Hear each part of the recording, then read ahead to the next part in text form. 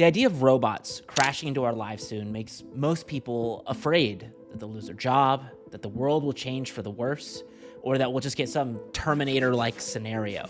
But right now, where the technology and the competition in the market is, it's weirder. There is a bigger, more central question in robotics that I think is more helpful than just thinking about unemployment or losing our jobs. And I think in answering that question, we get a much better sense of what is happening next in the world. And in order to break this down, I need to tell you about the time a robot walked into a coffee shop.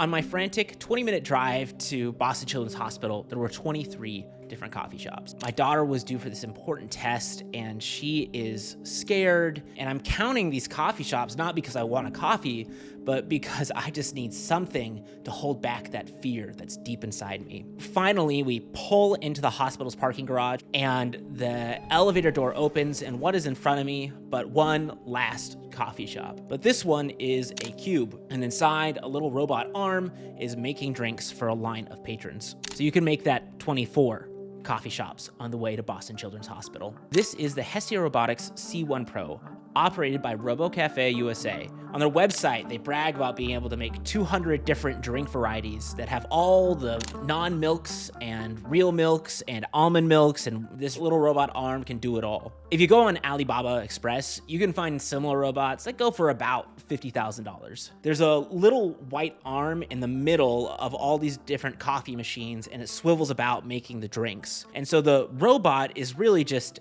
a hand moving between various types of espressos and milk frothers and whatever it may be. By automating away the barista's hands, you actually get rid of the need for a bathroom or room for that person to walk, and you can put coffee shops where you could never put a coffee shop before. Namely, you can put it inside of Boston Children's Hospital. That doesn't mean that there isn't jobs anymore. It just means the job changes from someone who makes coffee to someone who stocks basically a very fancy vending machine. It also changes the type of entrepreneur that will run these coffee shops, going from some third wave coffee snob into someone who has a really tight grasp of supply chains and real estate and leasing values. And those are the people who will win in these new types of coffee shops, not people who just happen to love Blue Bottle or whatever. Looking at that coffee shop, I was reminded of another demo that I saw on X from Sunday Robotics. Here, once again, we see a robot making a cup of coffee, but in this case, it's a humanoid, or close enough to a humanoid, using a Breville coffee machine. The coffee machine that they're using typically goes for about $700. And in interviews, the founders of Sunday Robotics talked about how their robot costs about $20,000 to make. So once again, you have a robot making coffee. In this case, it costs you $27,000, but it's able to do so from within your home. Contrast these two examples, and the lesson is that ultimately, competition in coffee and in robotics generally is not actually about the labor itself. It's about the physical environment and the market structures surrounding that labor. That is what determines whether the job goes away, if it gets better, if it gets worse, and it's not actually the robot itself. Take, for example, a company called Blank Street Coffee. This is a venture-backed coffee shop that is enormously popular. They have over 90 locations. They just started a few years ago.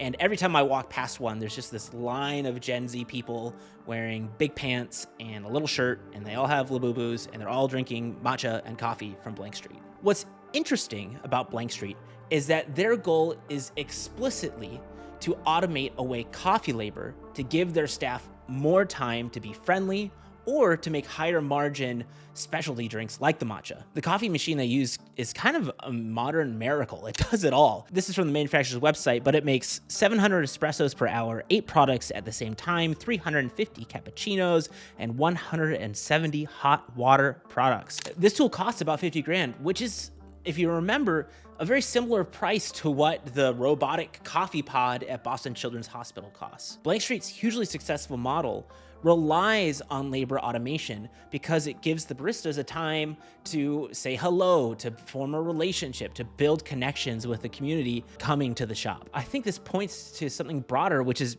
people want a drink and they want friendly service, and what portion of human labor provides the drink versus the service isn't really all that big of a deal to the average consumer. So we have these 3 different types of coffee automation. We have the robot pods, we have the humanoid robots, and we just have super powered espresso machines. When we're thinking about, okay, which of these three options wins, which one of these three options scales and becomes a huge company and changes the way the world works, you need to go back to 1986. That was the year that economist David Teese published a paper entitled Profiting from Technological Innovation. And he tries to answer the question of, when someone invents something new, who captures the consumer surplus from that device? Who captures all the value that that new technology has created? And for the people in my audience who are technical or engineers, I have a somewhat depressing answer. It's almost never you. Inventors just don't capture the value all that often. The people who own the complementary assets, the real estate, the distribution, the customer relationship,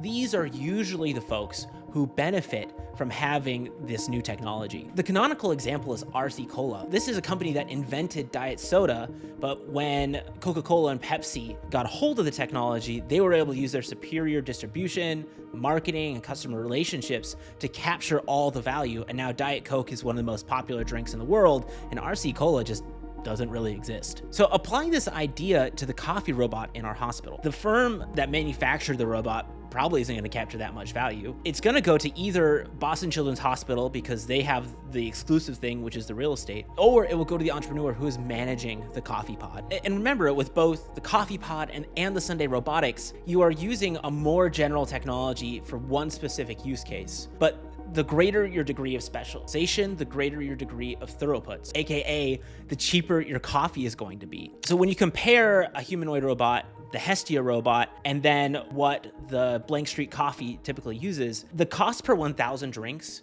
is maybe half. Just from a technological basis, the machines that Blank Street uses produce such a greater volume relative to the other machines that it ends up not mattering that they all cost around the same. The cost per 1,000 drinks is nearly half because the high quality espresso machines can just make that much more coffee. But like, this isn't news. We know that specialized machines will beat generic ones. That's just the way the world works. What's interesting is why that completely changes when you walk through your front door. In a coffee shop, the unit of value is the number of espressos they can make per hour. But in my house, it isn't the volume of floors cleaned per minute or the dishes loaded per hour.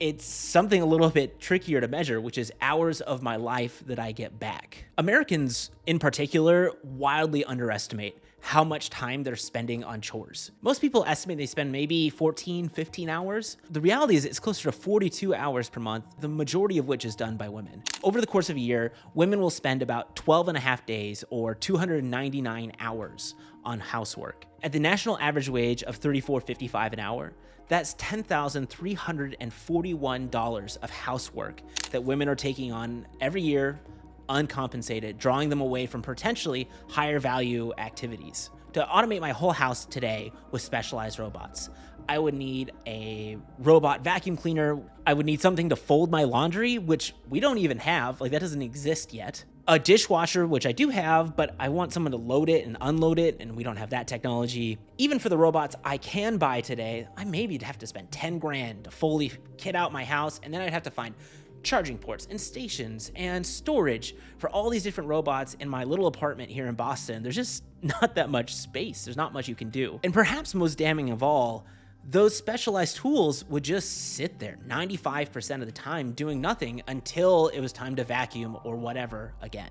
It's the inverse of the coffee shop problem. In a coffee shop, task frequency is high and task variety is low.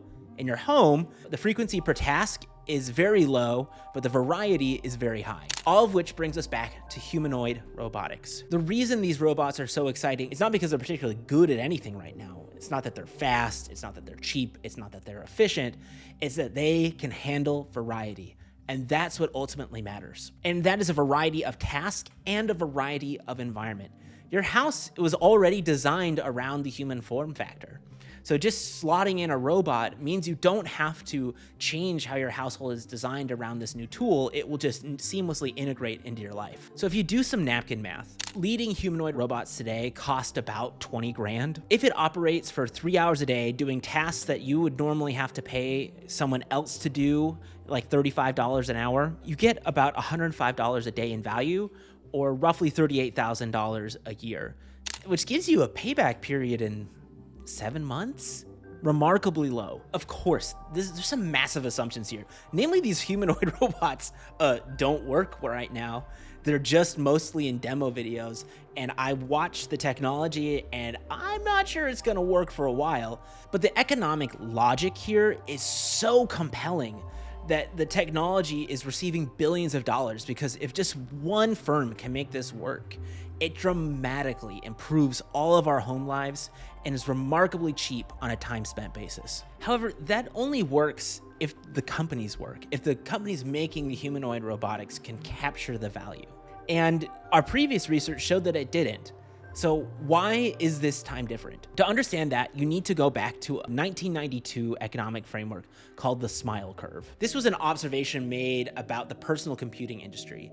Namely, profit wasn't in the middle. In this middle is manufacturing. On the right-hand side is the brand and customer, and on the left-hand side is the R&D. The people actually making personal computers very rarely were profitable or even survived. So the question is, are robots another example of the Smile Curve? Is it gonna be a straight line, or is it going to be a big smile?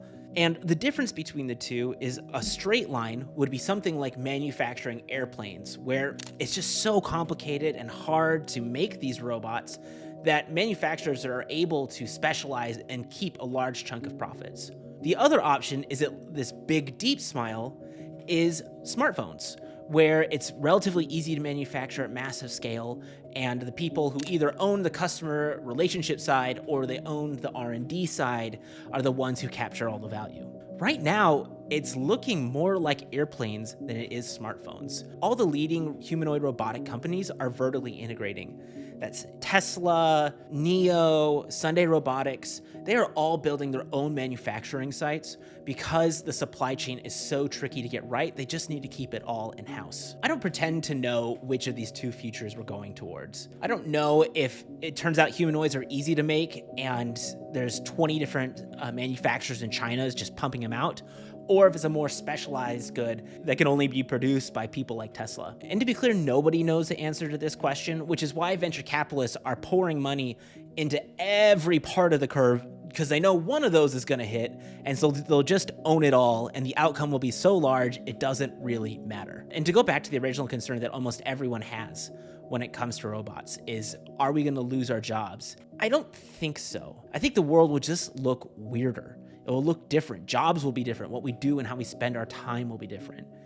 And the best example of this is probably ATM machines. When automation reduces the amount of labor required per location, that actually means you should build more locations and hire more people to staff them versus just hire less in general. Between 1990 and 2010, banks added 400,000 ATMs in the United States. This caused the number of operators per branch to drop from 20 to 13, which sounds bad. People are gonna panic. Oh no, there's 7 less jobs. But in conjunction, this led to banks opening 43% more locations in urban centers. The constraint in the banking market shifted from the availability of labor to the distance from the customer. Blank Street Coffee is running a very similar playbook today. Their unit economics support a different type of staffing, a different type of location that other stores haven't been able to match. I don't think that the Robo Cafe at Boston Children's Hospital is the future. I don't think we're not gonna have coffee shops anymore. I just think they're gonna be closer to where we wanna have our coffee. They're gonna be more easy to access. The long-term question isn't whether robots will work, it's who will get paid when they do.